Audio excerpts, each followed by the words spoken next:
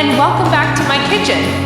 With Valentine's Day just around the corner, I know you're looking for that perfect, show-stopping dish to impress your special someone.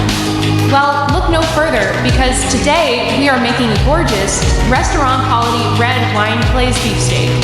It sounds fancy, but trust me, it's surprisingly easy, and the results are absolutely incredible. Forget crowded restaurants. Let's make this Valentine's Day unforgettable right at home. First things first, let's talk about our star player, the beefsteak. You'll want a nice, thick cut, about 1.5 inches. I'm using a ribeye, but a New York strip or filet mignon would also be fantastic. The key is to let it come to room temperature for about 30 minutes before cooking. This helps it cook more evenly while it's resting. Pat it completely dry with a paper towel. This is crucial for getting that perfect sear. Then season it generously on all sides with coarse salt and freshly cracked black pepper. Don't be shy with the seasoning. Now for the cooking.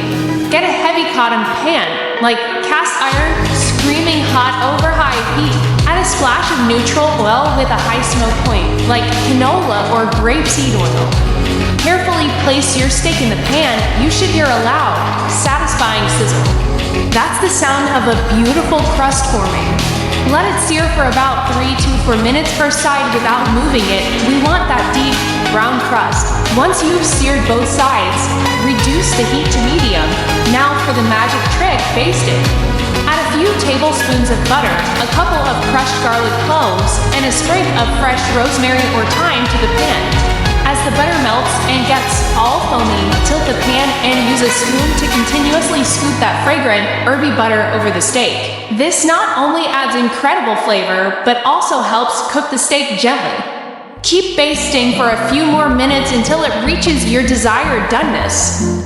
For medium rare, you're looking for an internal temperature of about 130 to 135 degrees Fahrenheit. Once done, transfer the steak to a cutting board and let it rest for at least 10 minutes. This is non-negotiable. It allows the juices to redistribute, ensuring every bite is tender and moist. While the steak is resting, let's make our luscious red wine glaze in the same pan. Don't clean it out. We want all those delicious brown bits. Pour in about a cup of a good, dry red wine, like a Cabernet Sauvignon or a Merlot. Use a wooden spoon to scrape up all those flavorful bits from the bottom of the pan. Let the wine simmer and reduce by about half. Then stir in a splash of beef broth and a touch of balsamic vinegar for a little tang.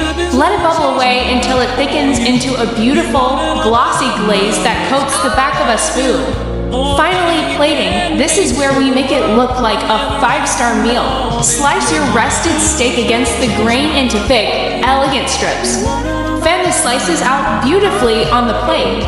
You can serve it with some creamy mashed potatoes, roasted asparagus, or a simple green salad. Now take that glorious red wine glaze and drizzle it generously all over the steak. The deep, rich color against the perfectly cooked beef is just stunning. And there you have it, a red wine glazed beefsteak that is guaranteed to wow your Valentine. It's rich, flavorful, and made with love. I hope you give this a try. If you do, let me know how it goes in the comments below. Thanks so much for watching. Don't forget to like and subscribe for more delicious recipes. Happy cooking!